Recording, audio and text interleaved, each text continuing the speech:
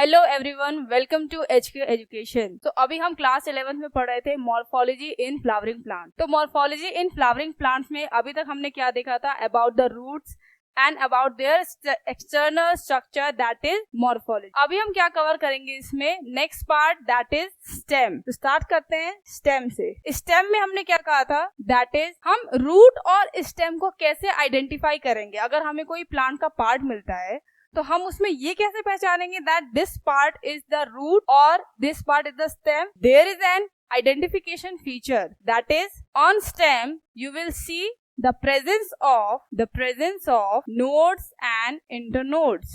Nodes and internodes, what are these? Stem के ऊपर कुछ पॉइंट्स होते हैं जैसे कि नोड और इंटरनोड। नोड स्टेम के ऊपर वो पार्ट होता है जहां से आपके new branches, new leaves arise करते हैं। तो ये आपके केवल स्टेम में ही पाए जाते हैं, रूट्स में ऐसा पॉसिबल नहीं है। Next, stem give lateral branches and it also bears leaf, flowers and buds. That is stem के ऊपर आपको कुछ लेटरल ब्रांचेस देखने को मिलेंगे, लीव्स, फ्लावर्स एंड बर्ड्स। अब यहाँ पे जो आपका पार्ट आ रहा है bird, what is bird? Bud is an underdeveloped shoot, or we can say that the condensed form of shoot. Condensed form of shoot. Bud वो पार्ट है स्टेम का जहां से आपकी नई ब्रांचेस, नई लीव्स, नए फ्लावर्स अराइज करेंगे, और ये शूट का कंडेंस फॉर्म होता है and that is present on the nodes. In general we can say that there are 3 types of birds. अगर हम बात करते हैं birds की, birds on the basis of location, कि आपको bird कौन सी लोकेशन पे मिल रहा है स्टेम पे, हमने birds को भी क्लासिफाई किया है। That is, the first is apical or terminal bird. Apical or terminal bird. That means कि when your bud is present on the apex of the stem, we can say that this bud is apical in position and also terminal in position. So this type of bird we call it apical bird or terminal bird. जब आपका bird stem के apex में present है तब हम उसे कहेंगे कि ये आपका एपिकल बर्ड या फिर टर्मिनल बर्ड है। इसी तरीके से when you see the bird is present on the leaf axis, that is node पे अगर आपको बर्ड प्रेजेंट होता हुआ दिख रहा है, when you see the bud on the node, then we call it axillary bird, auxiliary bird or lateral bird. These are the basically 2 types of birds on the basis of their location. Now, अगर आपको bird terminal position पे मिल रहा है stem के, तब हम उसे कहेंगे एपिकल या फिर टर्मिनल बर्ड। और अगर आपको बर्ड स्टेम के नोड पे मिल रहा है, that is axillary in position, right, lateral bird, तो हम उसे कहेंगे एक्सिलरी बर्ड या फिर lateral bird.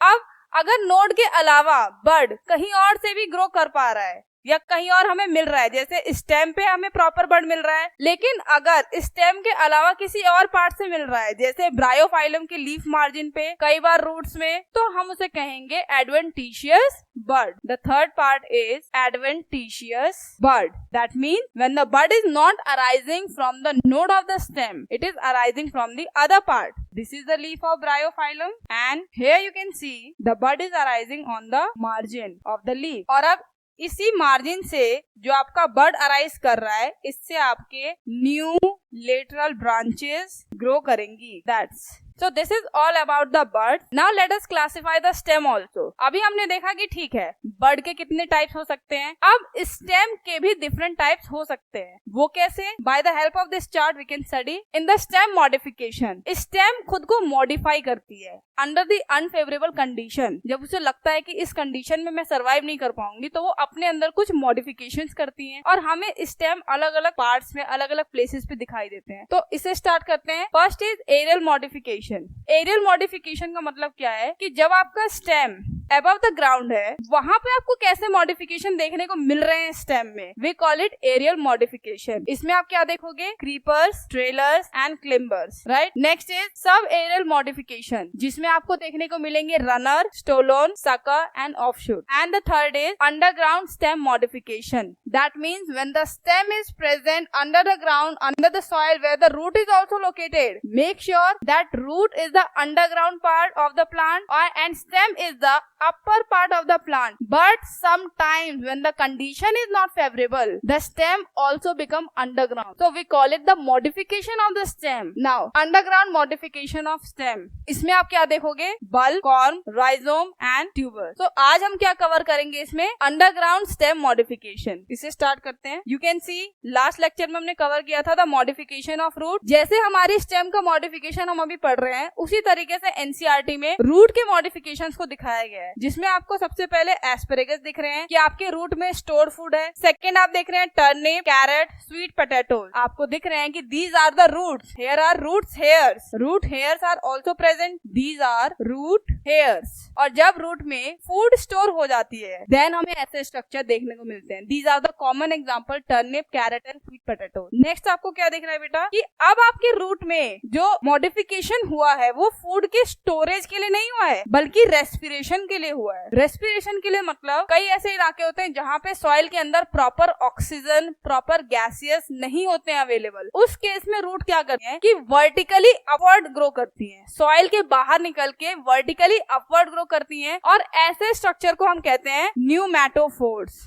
And these pneumatophores are present in those mangrove areas. So these are the vertical roots in these plants, and we call it pneumatophores. We call it pneumatophores. तो ये आपको root में modification देखने को मिले. अब हम stem में आगे चलते हैं. ऐसे ही स्टेम में सबसे पहले हमारे underground stem modification. Underground stem modification. Underground stem modification में सबसे पहले हम ले रहे हैं यहाँ पे ट्यूबर्स. ट्यूबर्स क्या होते हैं? ट्यूबर्स अंडरग्राउंड स्टेम होते हैं जो कि मॉडिफाइड होते हैं फूड को स्टोर करने के लिए. फूड का स्टोरेज करने के लिए जब अंडरग्राउंड स्टेम मॉडिफाई होती है तब हम उसे कहते हैं ट्यूबर. ट्यूबर में और क्या क्या चीजें होती हैं यहाँ पे आप देख सकते हो. That potato is an underground stem that is modified to store the food. And what is the food? That is starch. अब पोटैटो में आप क्या देखोगे कि स्टेम का एक पार्ट अंडरग्राउंड जाके स्वेल करता है और अपने अंदर फूड को स्टोर करता है. That means the terminal part of the underground stem store the food and that food basically in the case of potato is a starch. तो हम इसे कहते हैं underground stem that is tubers. अब इसमें आप क्या देखोगे? There are some eye-like structure present on the tuber. ये eye-like structure होते हैं आपके nodes, and nodes are those position on the stem जहाँ से नई leaf branches grow करते. अब इसी नोड पे आप क्या देखोगे कि सर्कुलर ऐसे व्हाइट कलर के बर्ड प्रेजेंट होते हैं लाइक दिस. और फेवरेबल कंडीशन मिलने पे जब आप पोटैटो का मान लो आप एक पार्ट कट करके अंडरग्राउंड दोबारा से ग्रो करोगे, तो क्योंकि इस पे बर्ड प्रेजेंट है नोड पे, तो उसी बर्ड से न्यू ब्रांचेस अराइज करके पूरा नया प्लांट ग्रो कर सकता है. तो ये आपके वेजिटेटिव प्रोपगेशन में भी हेल्प करते हैं. और ऐसी बर्ड जो किसी भी प्लांट के नोड से ग्रो करती है उसे हम कहते हैं एक्सिलरी बर्ड. तो यहाँ पे कौन सी बर्ड है? Axillary buds. इसी स्ट्रक्चर को हम कहते हैं the eyes of potatoes. These are auxiliary buds. Clear? So this is all about the tuber, that is underground stem. Next चलते हैं यहाँ पे. Next is rhizome. Rhizome is also an underground stem. Rhizome भी underground stem है जो कि food को store करेगा, इसीलिए उसके अंदर मॉडिफिकेशन आए हैं. पर इसमें डिफरेंस क्या है कि आपको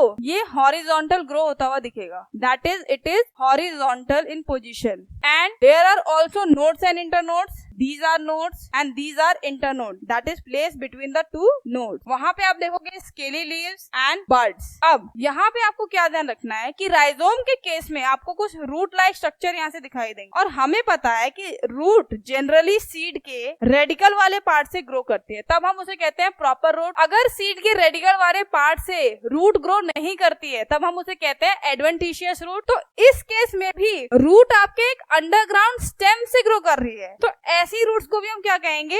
adventitious roots. What do we call it? Adventitious roots. तो ये आपका हो गया एक अंडरग्राउंड स्टेम मॉडिफिकेशन जिसमें आपको bud, scale leaf, node, internode और एडवेंटिशियस रूट दिखाई देंगे. एग्जांपल्स क्या क्या हैं इसके? Examples are turmeric, ginger and banana. These are the example where you can see that underground stem is modified to store the food. Next underground stem is corm. Next underground stem is corm. Rhizome के case में आपने क्या देखा था कि stem आपका horizontally grow कर रहा था, अदरक, हल्दी, ये सब। अब यहाँ पे आप क्या देखोगे कॉर्म में कि जो स्टेम है वो वर्टिकली ग्रो कर रहा है, अंडरग्राउंड ही, दोनों ही अंडरग्राउंड है, लेकिन एक हॉरिजॉन्टली ग्रो कर रहा है राइजोम, और कॉर्म आपका वर्टिकली ग्रो करेगा। So that is the big difference, that corm is growing vertically, that is vertical in position. Second thing same, यहाँ पे भी आपको प्रॉपर रूट, स्टेम और लीव्स आपको अराइज होते हुए दिखेंगे। एग्जाम्पल क्या है इसके? Colocasia and crocus, these are the examples. Next underground stem पे चलेंगे, that is bulb that you will see in onion and lily. In the case of onion and lily, आपको स्टेम, अंडरग्राउंड स्टेम कुछ इस तरीके से modify होते हुए दिखेगा कि स्टेम बिल्कुल फ्लैट हो गया है, डिस्क की तरह, जैसे कोई सीडी होती है, कोई डिस्क होती है, एकदम फ्लैटेंड स्ट्रक्चर। सिमिलरली अनियन में भी जो स्टेम है वो फ्लैटेंड एंड डिस्कॉइड शेप का है। हम कहते हैं यहाँ पर आपको स्टेम दिखेगा that is modified to be flat, flattened stem we call it discoid. The stem is reduced, so we also call it reduced stem, that is discoid in shape. One more thing, you can see below the stem roots are arising and tunicated bulb. Bulb के ऊपर कुछ layers होंगी, we call it tunica,